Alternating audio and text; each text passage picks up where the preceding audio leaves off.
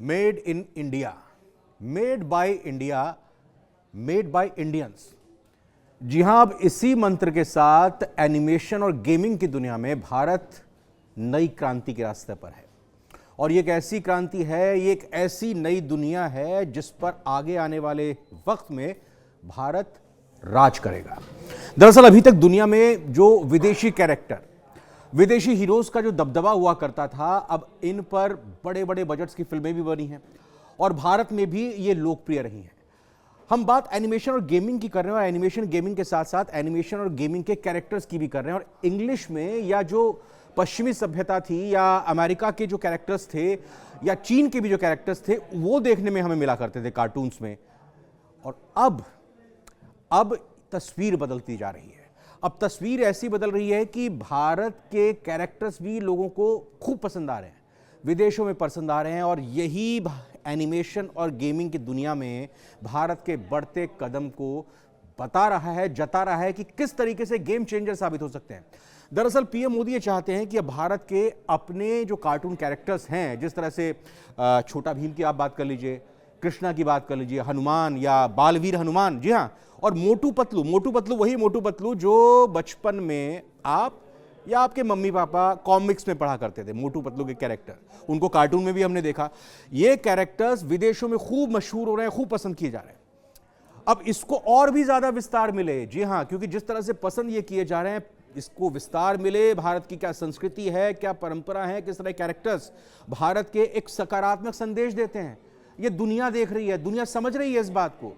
क्योंकि Batman, Spiderman, एक मतलब इस तरह के कैरेक्टर्स हुआ करते थे जो एक तरह से ख्याली दुनिया के होते थे। शिनचैंग आप ले लो, इसी तरह से डोरेमोन का कैरेक्टर रहता था, बच्चे देखते थे, उसमें दूसरे देश की सभ्यता यहाँ पर भारत में देखी जाती थी। लेकिन अब भारत के जो कैरेक्टर्स हैं वो जब दुनिया में देखे जा रहे हैं, लोग उसको पसंद कर रहे हैं, उसकी संस्कृति से भारत से जुड़ाव उनको महसूस हो रहा है। और भारत को एनिमेशन की दुनिया का ग्लोबल लीडर बनाने के लिए पीएम मोदी ने नया संकल्प ले लिया है। संकल्प बड़ा है, कड़ा है, लेकिन संकल्प मुश्किल नहीं है। पीएम मोदी कहते हैं कि आत्मनिर्भरता हमारी पॉलिसी नहीं है, पैशन है, हमारा जुनून है। पिछले 10 सालों का अगर एक डेटा देखें या पिछले 10 सालों का अगर वक्त देखें तो कोई सोच सकता था कि जो कॉम्प्लेक्स टेक्नोलॉजी होती है एनिमेशन की, 3D की, भारत उस पर राज करेगा या भारत कहीं ना कहीं उस पर विकास करेगा, किसी को विश्वास नहीं होता था। कोई नहीं सोचता था कि भारत इस रास्ते पे जा भी सकता है। लोग मजाक उड़ाते थे।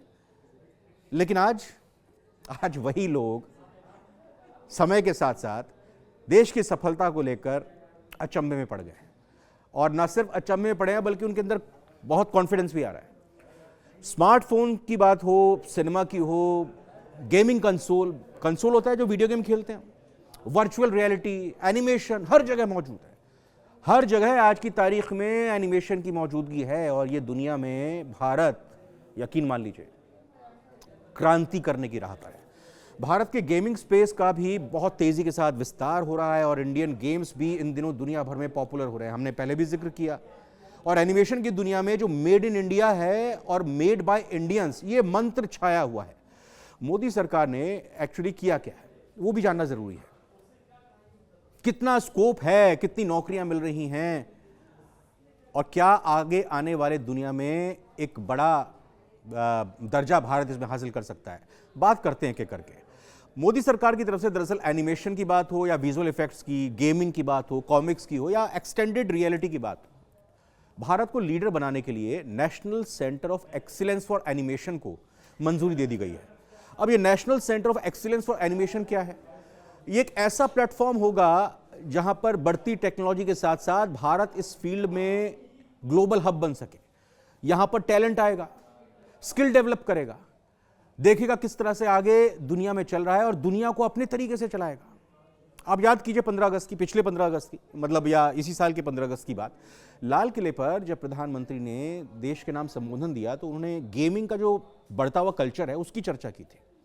वो समझते हैं आखिर क्या आज की डेट में दुनिया में डिमांड में। उन्होंने जब चर्चा की गेमिंग की और भारत के युवाओं को संदेश दिया कि गेमिंग की दुनिया का नेतृत्व करना चाहिए, लीडरशिप बिल्ड करें, क्योंकि हम ये देख रहे हैं कि ग्लोबल वर्ल्ड में गेमिंग के क्षेत्र में, एनिमेशन के क्षेत्र में जो बाहर विदेशों में जो काम हो रहा है ना, उसमें काम करने वाले बहुत से लोग इंडियन टैलेंट हैं।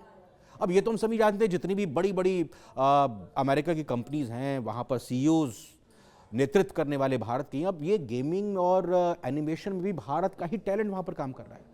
अब भाई आप वहाँ पर काम कर रहे हैं तो भारत में टैलेंट कितना है ये हम सभी जानते हैं।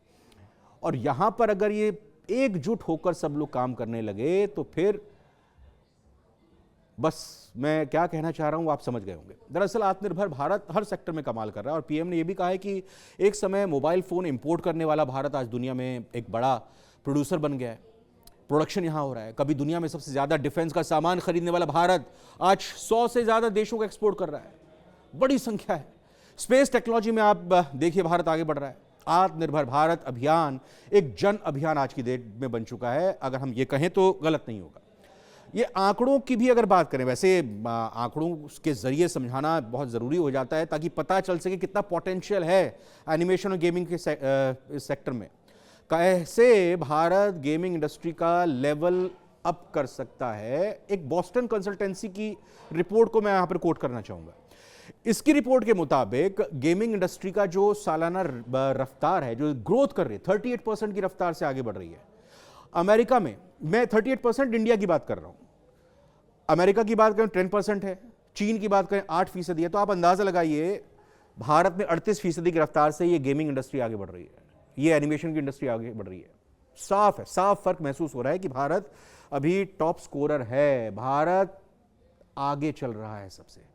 4G टेक्नोलॉजी है अभी, 4G टेक्नोलॉजी के बाद जब 5G टेक्नोलॉजी आएगी, यानी डेटा और ज्यादा तेज, इंटरनेट और तेज स्पीड से काम करेगा, तो अंदाजा लगाइए। कॉमिक्स और बाल साहित्य, मतलब जिसको हम चाइल्ड लिटरेचर कहते हैं, जैसा मैंने आपको भी जिक्र भी किया कि कॉमिक्स जिसमें कैरेक्टर अलग अलग हुआ करते थे, चाचा चौधरी, बिल्लू और मोटू पतलू का हमने जिक्र किया, उस क्षेत्र में एक संस्था काम करती है CBR।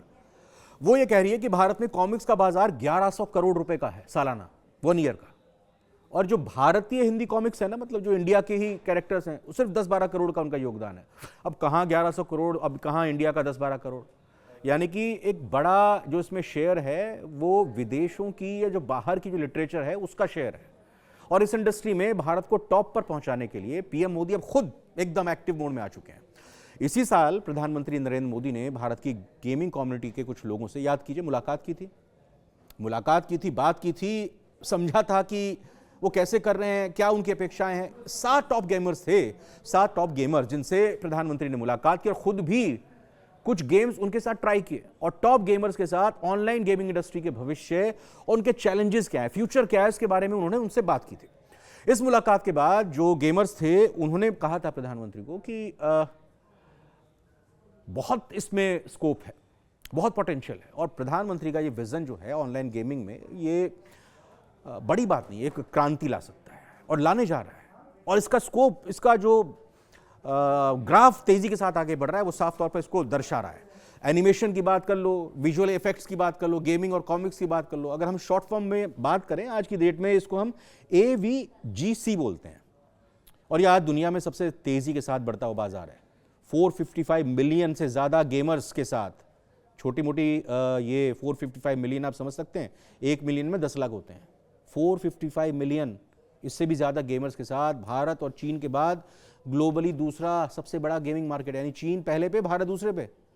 गेमिंग इंडस्ट्री में भारत का जलवा ऐसा है साहब कि इसी साल अमेरिका के सैन फ्रांसिस्को में गेम डेवलपर्स कॉन्फ्रेंस हुई थी। और इसमें यह गौरव की बात है, पहली बार इंडियन पवेलियन बनाया गया था। यानी कि जो अमेरिका में ये कॉन्फ्रेंस हुई, उसमें इंडियन पवेलियन बनाया गया। एक संस्था है विंजो, उसकी भी रिपोर्ट यहां पे कोट करना चाहूंगा। दरअसल ये बताना इसलिए जरूरी है कि कितना ज्यादा दबदबा और जलवा भारत इस क्षेत्र में बिखेर सकता है और भारत सही दिशा में जा रहा है। अच्छा, चलिए विंजो की रिपोर्ट की बात करते हैं। इंडियन गेमिंग इंडस्ट्री का सालाना रेवेन्यू जो है 2028 तक, यानी आगे आने वाले, अब तो 24 तो खत्म होने वाला है, आगे आने वाले 4 साल, 3.5 साल की बात कर लीजिए, 2028 तक $6 अरब होने का अनुमान है। मतलब समझिए, $6 अरब होने का अनुमान है। आज की तारीख में जितना है अभी रेवेन्यू, वो जस्ट डबल हो सकता है। मैं जैसे बता रहा हूं आपको, 2023 का जिक्र करूं, इंडियन गेमिंग इंडस्ट्री का सालाना रेवेन्यू $3.1 अरब था, तो अगले 4 साल के अंदर ये डबल हो सकता है। दोगुना हो सकता है। अब समझिए कि कितना रेवेन्यू आएगा, कितनी कमाई होगी। इस वक्त 43 के आसपास जो है इंडिया में जो खेलने वाले गेमर्स हैं उनकी संख्या 43 करोड़ है। और इस इंडस्ट्री में रोजगार और स्टार्टअप का बहुत बड़ा स्कोप है। रेवेन्यू से अर्जित होगा, सॉफ्टवेयर डेवलपमेंट के क्षेत्र में यहाँ पे काम होगा। एक तरह से कहें कि हम एक्सपोर्ट गेमिंग को कर सकते हैं। आप लूडो को गेम को देखिए, लूडो कितना ग्लोबली ये पसंद किया जाता है। रोजगार यहाँ पर बड़ी संख्या में 2023 में गेमिंग इंडस्ट्री ने 1 लाख लोगों को रोजगार दिया है। और रोजगार की संख्या कितनी ज़्यादा इससे और बढ़ सकती है आप अंदाज़ा लगा सकते हैं। सॉफ्टवेयर डेवलपमेंट की मैंने बात की, जॉब क्रिएशन यहाँ पर होगा। और भारत के जो कैरेक्टर यानी इंडियन कैरेक्टर्स, चाहे छोटा भीम हो, कृष्णा हो, हनुमान हो, ये जब बाहर के लोग देखेंगे, समझेंगे, जानेंगे कि भारत की सभ्यता कितनी रिच है, और भी इंटरेस्ट उनके अंदर आएगा। रेवेन्यू फैक्टर, कमाई का तो मामला इसमें है ही। तो कुल मिलाकर अगर बात देखी जाए, समझी जाए, जिस तरीके से भारत अब आगे बढ़ रहा है, तो मेक फॉर वर्ल्ड, अगर भारत एनिमेशन और गेमिंग इंडस्ट्री में ये दर्जा हासिल कर ले तो कोई बड़ी बात नहीं होगी। हाँ, इसमें सही बात यह है कि टैलेंट को पहचानना, टैलेंट की स्किल्स को मजबूत करना, नर्चर करना, और कहाँ कहाँ पर दुनिया में पोटेंशियल है उसको एक प्लेटफॉर्म देना, उसकी शुरुआत हो चुकी है। सही दिशा में, सही रास्ते पर जब जाएंगे तो वो दिन दूर नहीं जब सॉफ्टवेयर डेवलपमेंट को लेकर, कंप्यूटर को लेकर आज की तारीख में पूरी दुनिया में भारत के सॉफ्टवेयर इंजीनियर छाए हुए हैं। तो भारत के गेमिंग और एनिमेशन से जुड़े हुए फील्ड के क्षेत्र के तमाम युवा छा जाएंगे। हमको भी यही उम्मीद है और शायद आप भी यही उम्मीद कर रहे होंगे। ये वीडियो कैसी लगी आपको जरूर बताइएगा। फिलहाल हमें इजाजत दीजिए।